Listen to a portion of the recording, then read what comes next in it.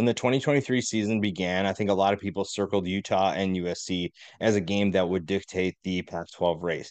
Now, there is still a chance that both teams can compete for a conference championship, but they do need some help at this point. It still holds a ton of weight for both sides, so definitely keep an eye on this one. It's just maybe not the matchup that we once thought it was. For Utah, we've been waiting for Cam Rising to return. We've seen him worn up in a couple of games, but we have not seen him on the field yet this season. Obviously, you want to make sure that he is back to 100%.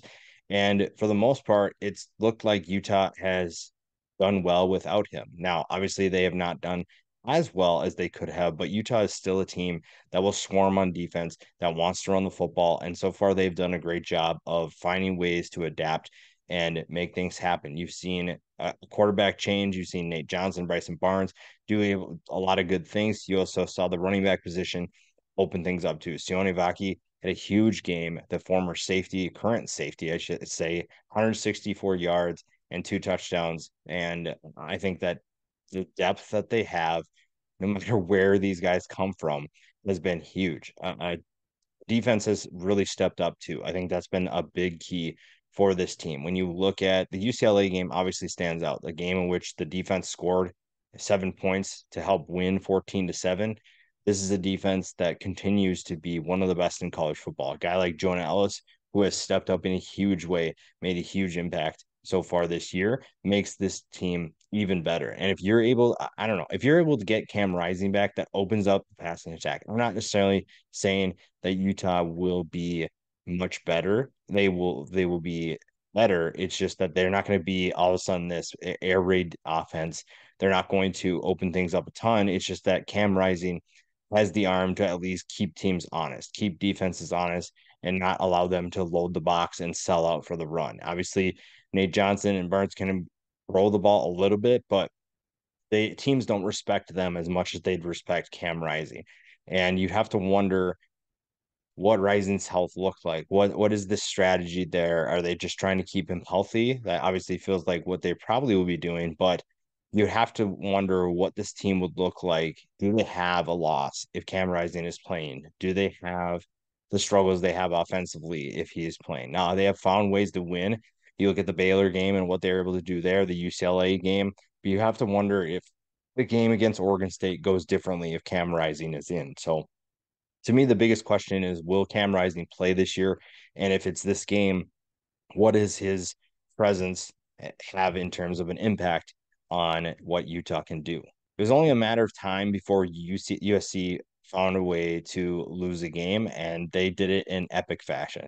Honestly, Notre Dame almost didn't even need a quarterback with how little their offense contributed. It was the defense for Notre Dame that made life miserable for USC. And I think the one thing that we talked about is what would happen if USC's offense couldn't be Superman? What if Caleb Williams couldn't be Superman? He was making mistakes. Now, obviously, I don't think anybody expected what we saw last week, but I think everybody wondered what would happen if they didn't look their best. And unfortunately for them, it did not go well. It did not look good. And you saw their first loss of the season by 28 points. And it could have been worse, honestly. Caleb was not playing well. The defense obviously is not really at fault for last week, but you did see that this is a defense that can't be disruptive enough or take away the ball enough or put points on the board themselves to be able to make an impact in a game. And when you're a team like USC, especially playing the Pac-12, you have a number of teams that can challenge you, but then you also add Notre Dame on top of it. That makes life a lot more difficult. Now it's a bounce back opportunity for Caleb Williams and this offense. This is still a team that is in contention for the college football playoff. They're also in contention for the Pac-12 championship. So this is a team that still has all of their goals ahead of them. And this is still an offense that can be absolutely dominant, but they're going to have to play their best. When you play Utah, as USC found out last year, this is not a team you mess around with. This is not a team that you take lightly because Utah is absolutely ready for this challenge. And they know, even despite winning both games last year, they are the underdog and they are going to play like that. So USC knows they're going to get their best effort and they have to plan accordingly. The matchups to watch are really exciting because when you look at this, you pretty much look at USC's offense versus Utah's defense. When you flip on the other side, there are some matchups to watch when it comes to Utah's offense versus USC's defense. Those are clearly the weaknesses of both teams. So we'll stick with what's more exciting. I think that there's plenty of matchups to watch for both teams. I think it starts with Jonah Ellis. And Jonah Monheim has had a good season so far. I think that he has really stepped up. But overall, I think this offensive line has left something to be desired. That's not good when you're facing a team like Utah that is flying under the radar, but is a swarming and very disruptive group. They want to hit you in the mouth as much as possible. And Jonah Ellis has some serious skill to be able to get after the quarterback. And obviously, containing Caleb Williams isn't easy, but you're going to see a front seven that will be disruptive and make life difficult for Caleb, even if he wants to work out of structure. There are going to be opportunities where he has no choice but to do that. So that's something to keep an eye on. Cole Bishop is one of the best safeties in college football. His ability to confuse Caleb Williams and make life difficult for the passing attack for USC's passing attack will play a huge role. I think that he is a phenomenal athlete, someone who can get after it in all facets of the game. And Caleb Williams is his toughest challenge. And he saw him twice last year. He knows what he's capable of.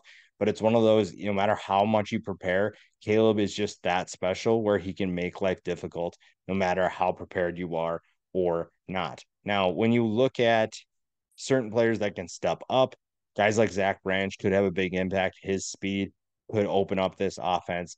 And for USC's defense, they definitely have players that can make an impact. It's just that we need to see it. So that's going to be a key too. Keys to the game for both sides. This is really fun to talk about. When you're talking about Utah, play action efficiency. This also comes from being able to run the football. If you can run the football against USC's defense, play action will be extremely effective. I think that USC's struggled at times to stop certain teams, and Utah is one of those teams that you can run the football as much as you want, and eventually USC kind of focuses in on that, and then Utah can hit them with a play action. I think hanging on versus Caleb Williams continues to be one of the best quarterbacks in college football, still probably the best, despite his performance last week. I don't think you're going to see two of those games in a row, and I think that Utah knows that they need an even better effort because USC had their bad game and now they're looking to bounce back. Pass rush getting home will be a big way to slow him down. If you're able to essentially swarm the pocket, collapse the pocket, and not give Caleb any room to escape, then you're going to be in good hands. You will slow down this USC offense and you won't allow a special talent like Caleb Williams to do what he does best. For USC, I think you still sell out to stop the run. Whether it doesn't matter who the quarterback is, even if Cam Rising comes back, I think you still challenge the idea that he's fully healthy. You make sure that Utah knows that you are going to challenge them to throw the football. You want them to beat you deep. And that will be a huge key for this defense. For the offense, you have to give Caleb time. We saw what happened last week when he's not given time. We've seen all year what happens when the offensive line doesn't give him time to throw. And while he is special, eventually it's going to cost them, and it did last week. So turnovers will be another key. Taking care of the football ensures that you are able to give your offense more opportunities to score, but it also lets you know that this offense is doing what it can to be smart with the football. Utah is not going to probably put up 40 plus points like they did last year, but this is a team that will utilize turnovers, they will chew up clock, and they will put a lot of pressure on USC if they're not careful. Now, again, whoever starts for Utah will be interesting to watch because you have two very different styles of quarterback, but neither of them are Caleb Williams. And we're going to talk about Caleb Williams till the sun goes down because Caleb Williams is that special. He's one of the best players in college football. And even after last week, that still holds true. He is still extremely talented. And right now, he's been trying to carry this offense. And that's fine.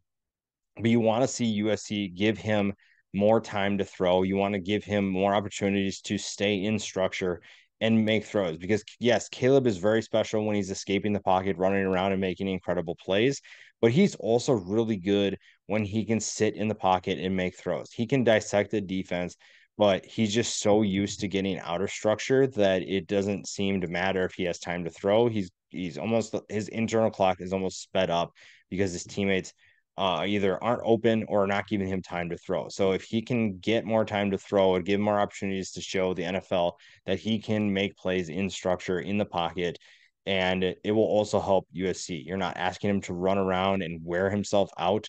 just to make a 5 yard gain or just to find a guy downfield. If he can use less energy, that's better for USC. When you're looking at this game, the big question for me is Cam Rising. If Cam Rising comes back, I think Utah is in great hands. Problem is that Notre Dame gave USC an absolute butt whooping. And I think that was the game that USC struggled with. And I think that they've learned from that. I don't think you're going to see two bad games in a row. And that's what worries me. Utah's defense obviously is very good, but USC's offense, I think, is even better. And with a offense that has yet to show that they can score efficiently, keeping up with USC is going to be problematic. And I don't think that they're going to be able to do that. I think it's going to be very tough, especially if Caleb Williams is back on his game. So for that reason alone, give me USC this weekend.